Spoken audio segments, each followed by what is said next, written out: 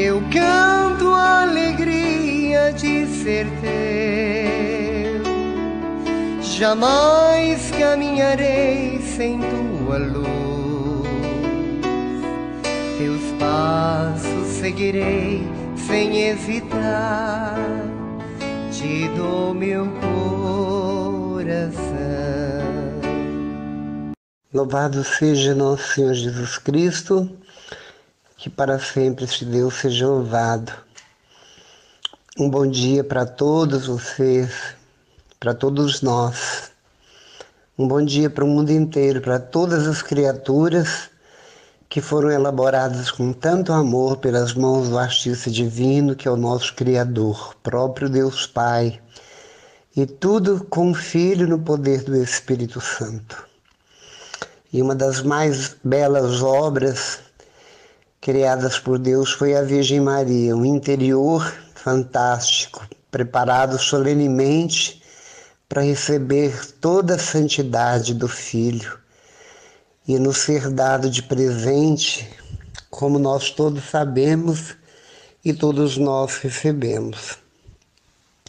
Por isso este Deus é digno de todo louvor e toda honra e toda glória. É o mínimo que nós podemos, assim, fazer, ministrar por gratidão. A gratidão é exatamente um coração grato. É o desejo de elogiar, o desejo de corresponder. E para corresponder a tudo que Deus nos faz, tudo que Deus nos preparou, com tanta maestria, com tanta bondade, com tanto amor, como uma mãe grávida, que espera com ansiedade o nascimento do filho tão esperado e prepara tudo de belo, tudo de melhor que ela pode. Ela está sempre sorridente, apesar de todos os riscos que ela corre para dar à luz, nada disso importa. Ela simplesmente dá tudo o que tem para obter, ver e dar à luz a um filho. E Deus, da mesma forma, criou tudo, deu tudo que Ele pôde, deu até o próprio Filho por nós. Deu a própria vida do Filho, com o coração rasgado, mas Ele nos deu com amor, sem nenhuma preocupação, sem nenhum ressentimento, sem reticência alguma. Nos entregou Ele pendurado numa cruz. E depois mostrou a todos nós que tudo aquilo que Deus Jesus passou, Ele passou humanamente, mas depois, num corpo glorioso, Ele sobe aos céus, está à direita do Pai, governando com cetro de justiça, com cetro de poder, mas governando de uma forma materna, carinhosa, humana, e olhando com os olhos cheios de orgulho cada um de nós, cheios de benignidade a cada um de nós. Não importa em que vestes estamos, não importa o que estamos fazendo, mas Ele nos olha com amor. Quando fugimos do olhar de Deus ou nos escondemos por causa dos nossos delitos e nossos pecados, estes mesmos olhos que brilham ao nos ver praticando o bem, choram ao nos ver praticar o mal, porque Ele sabe que o mal traz consequências avassaladoras, terríveis. Ela é a própria morte, ela traz como consequência a própria morte. E tudo Jesus faz pelo Pai. E o Pai, idem. É pelo Pai, é pelo Filho que o Pai se curva diante das nossas orações, por mais inocentes que elas sejam, por mais infantis que as crianças que rezam, puras e acreditam, Deus se curva. O céu se curva para ouvir e para conceder. Por isso, Jesus é a ponte, ele é o pontífice que liga o céu à terra e a terra ao céu. Quando Jacó teve o sonho de uma escada que a ponta dela ia até os céus e a base dela estava na terra e anjos subiam e desciam, essa escada já tinha um significado lá no princípio do Antigo Testamento. Essa escada era o próprio Jesus. Essa escada onde desce os anjos, onde a própria Maria Virgem Maria desce para nos dar recados, para nos dar mensagem, trazer mensagem do alto. Os anjos descem na medida que vamos aumentando a natalidade, os anjos descem para ser anjo da guarda de cada um que nasce, a pedido do Pai. Deus permite, às vezes, que algum santo desça para manifestar a alguém que é puro, que já é quase santo, que está buscando a santidade. E o próprio Jesus é essa escada por onde todos sobem e descem. Ele é a ponte de ligação entre o céu e a terra.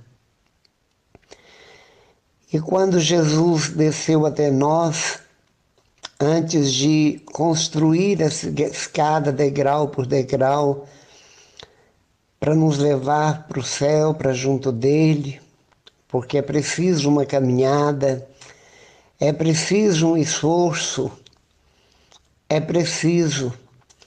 E este esforço, essa luta, não é simplesmente a força de subir a escada.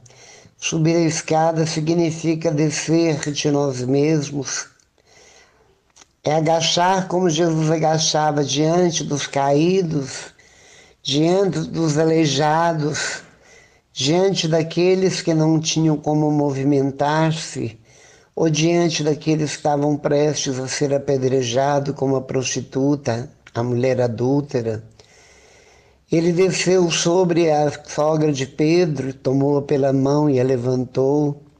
Ele debruçou sobre a filha de Jairo, dizendo: Talita cumi, menina, eu te ordeno, levanta-te. Ele foi à casa de um homem pequenino, como se fosse íntimo, e já foi direto à cozinha, que é a parte mais íntima de uma residência. E foi tão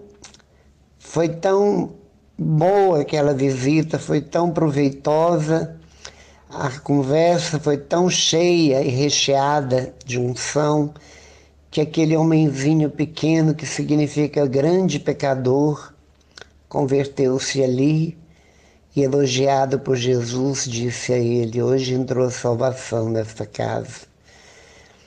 Quantas vezes Jesus parou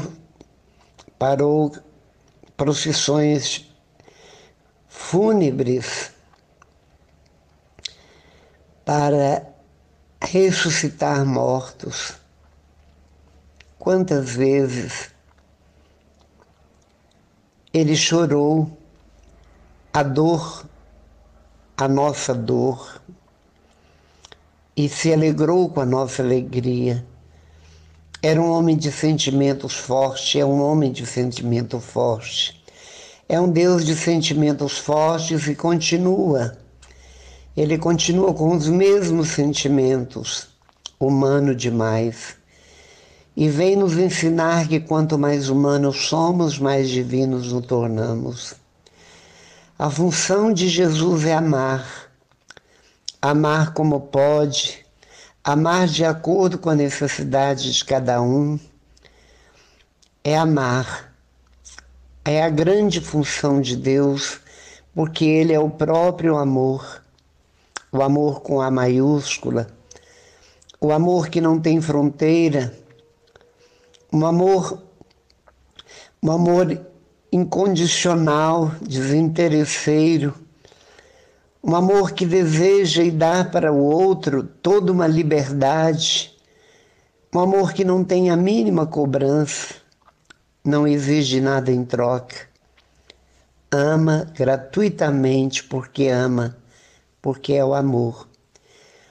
E se nós soubéssemos, se nós soubéssemos, se nós ao menos todos os dias pensássemos e refletíssemos sobre o amor e vivêssemos tal como Jesus viveu e quer que nós vivamos, seríamos saudáveis.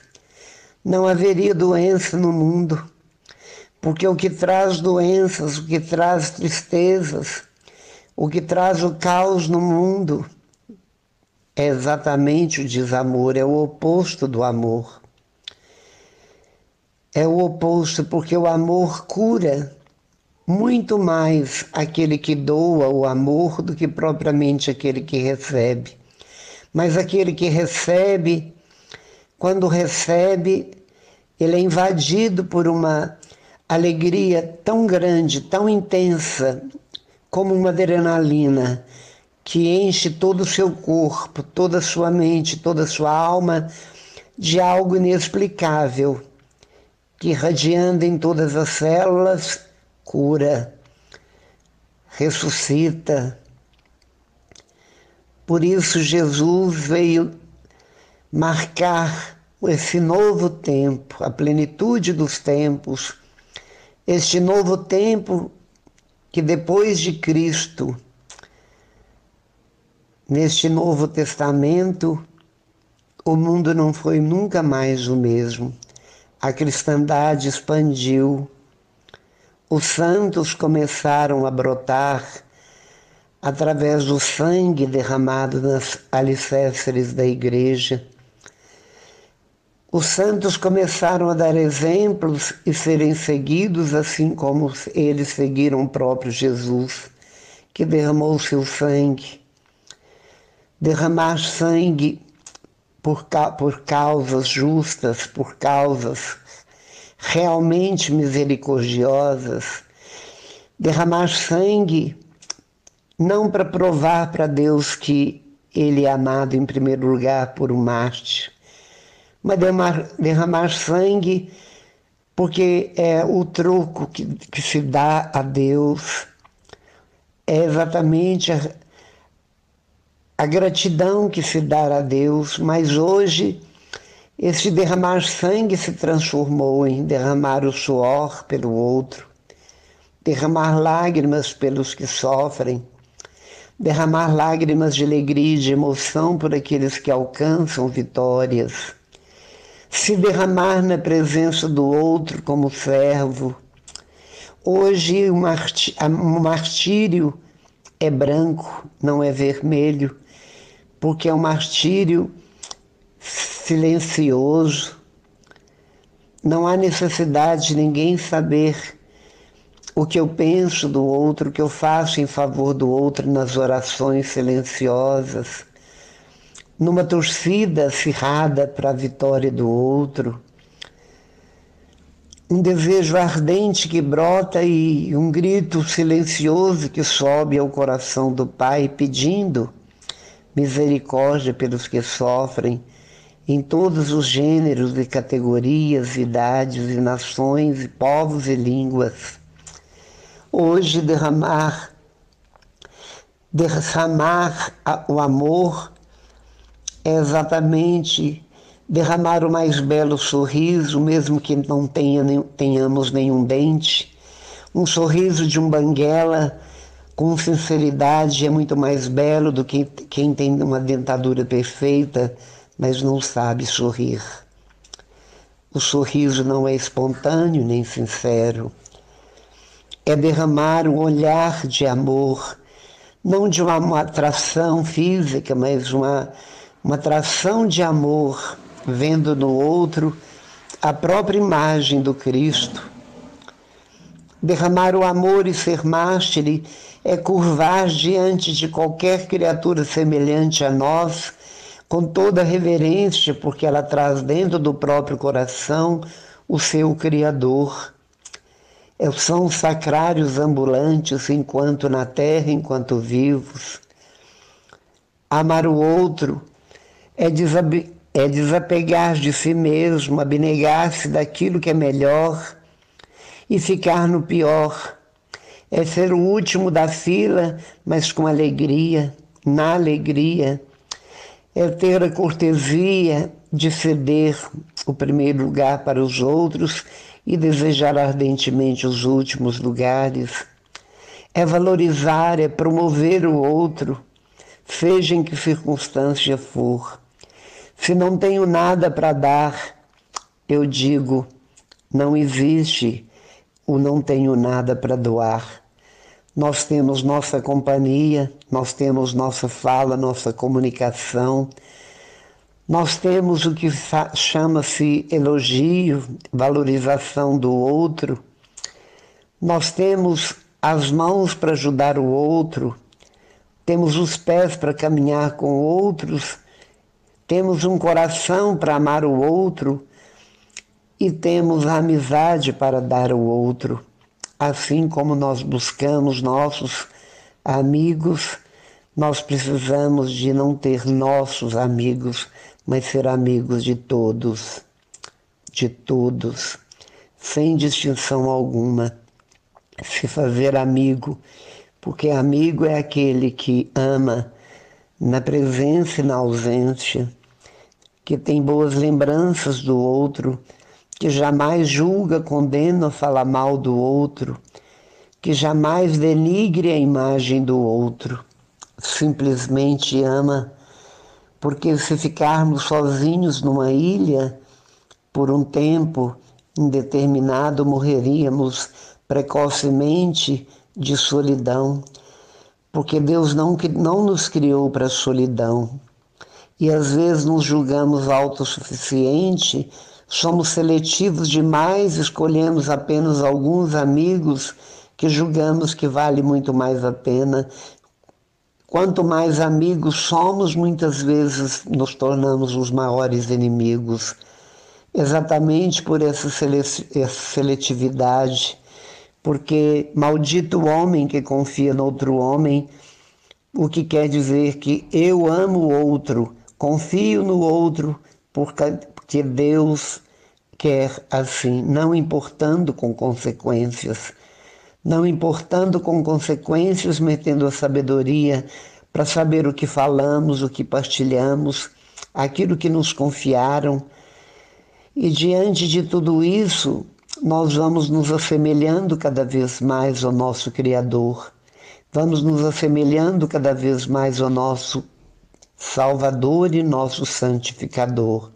E o nosso Santificador é aquele que nos movimenta, aquele que nos embala, que nos leva, é aquele que sopra nos nossos ouvidos e no nosso coração aquilo que devemos fazer.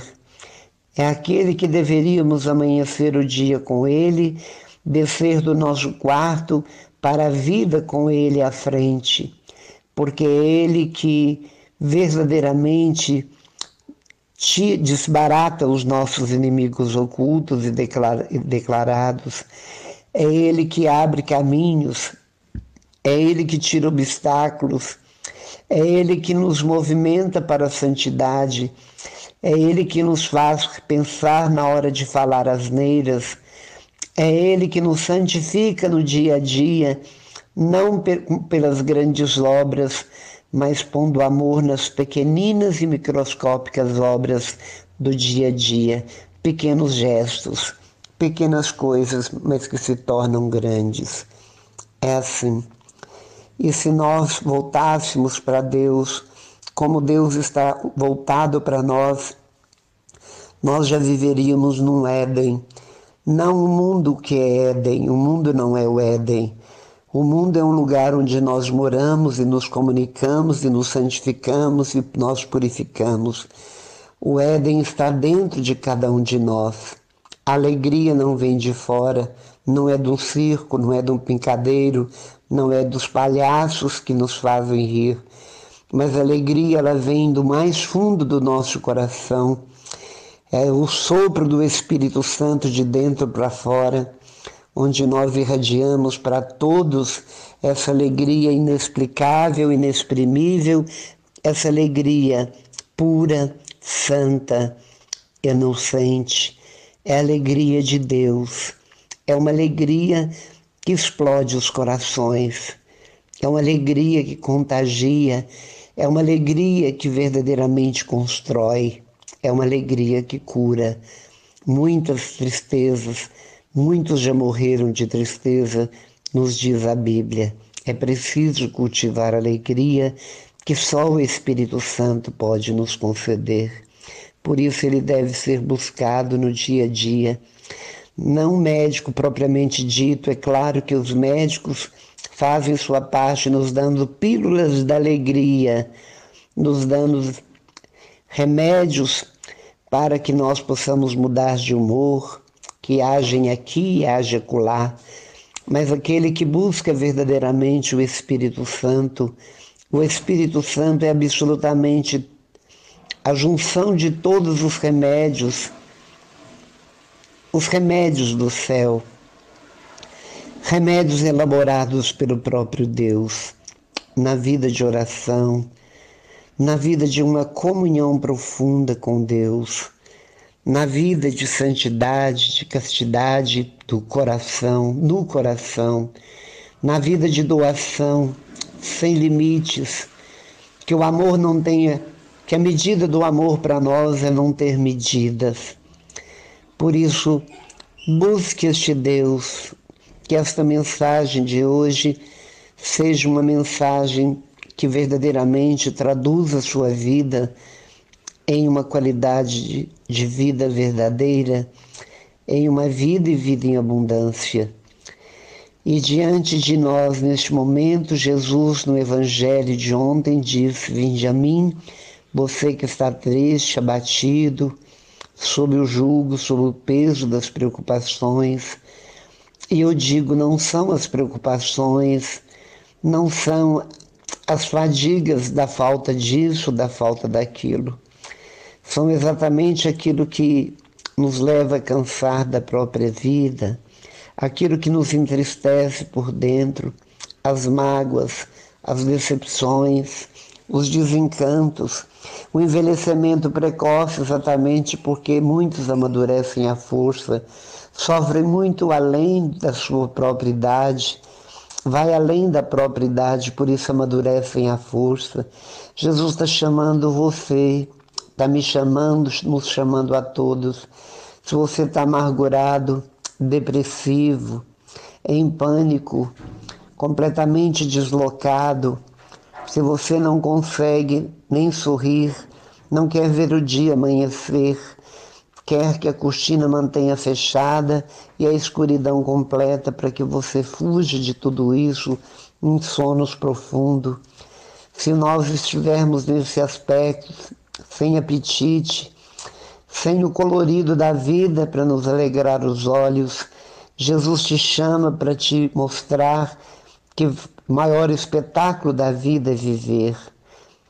E Ele quer que nós vivamos a vida que Ele viveu, livre, completamente livre de tudo que era triste, de tudo aquilo que amargurava-o. Ele sentia verdadeiramente as coisas no devido momento, mas ele era um homem livre, livre e abnegado de tudo. Ele dizia em momentos exultantes de alegria pelo Espírito: eu te bendigo, ó Pai, porque escondeste essas coisas aos sábios, porque para os sábios muitas vezes a alegria ela tem que partir do poder, do ter, do prazer. E para Jesus não partia desse princípio, parte simplesmente do princípio de se entregar inteiramente, abandonado a Deus, absolutamente solto, sem nenhuma amarra, sem nenhuma corrente, sem nada que nos prenda à terra, sem nada que nos leve a ser prisioneiros muitas vezes de nós mesmos, dos vícios e coisas do gênero. Por isso, solte-se, liberte-se inteiramente de tudo que te prende, dos apegos, das paixões, e se entregue, abra seus braços como a criança saudosa do colo da mãe, abre seus braços e clame por ele: Abá, Babi, Paizinho, e ele reclinará do céu e te levará ao mais profundo do regaço do seu peito, e ali aconchegado, completamente protegido, terás a vida, o alimento, o descanso, aquele descanso do qual Ele nos chama. Vinde a mim você que está cansado, e eu te aliviarei. Nós descansamos na cama, numa noite de sono, no lazer. Tudo se refaz no dia a dia quando buscamos esse descanso. Mas há algo que inquieta nossa alma, que só no peito de Deus, no colo de Deus, por Deus, no nome de Deus, na vida de oração, é que pode nos tornar leve, livre e solto. Louvado seja nosso Senhor Jesus Cristo, que para sempre este Deus seja louvado, e eu te bendigo, ó Pai, porque escondeste tudo aquilo que nós sabemos dentro da fé. O Senhor escondeu dos sábios, inteligentes e às vezes da própria ciência, e revelou exatamente aos pequeninos. Cegos acreditam em vós, surdos acreditam em vós. Por mais débil que seja pessoas mentais, elas acreditam em vós e vivem uma vida de piedade, enquanto que aqueles que são extremamente inteligentes têm grande dificuldade de crer. São racionalistas demais, são muito pé no chão demais para acreditar no invisível, mas real. Por isso seja glorificado, ó Deus, que não vemos e não tocamos, mas que te experimentamos dentro do nosso coração. Em nome do Pai, do Filho e do Espírito Santo. Amém. Tudo te entreguei, nada me restou, livre eu fiquei, só para te amar, meu Deus. Tudo me pediste, eu nada te neguei, e hoje sou feliz assim, tenho a ti, meu Deus.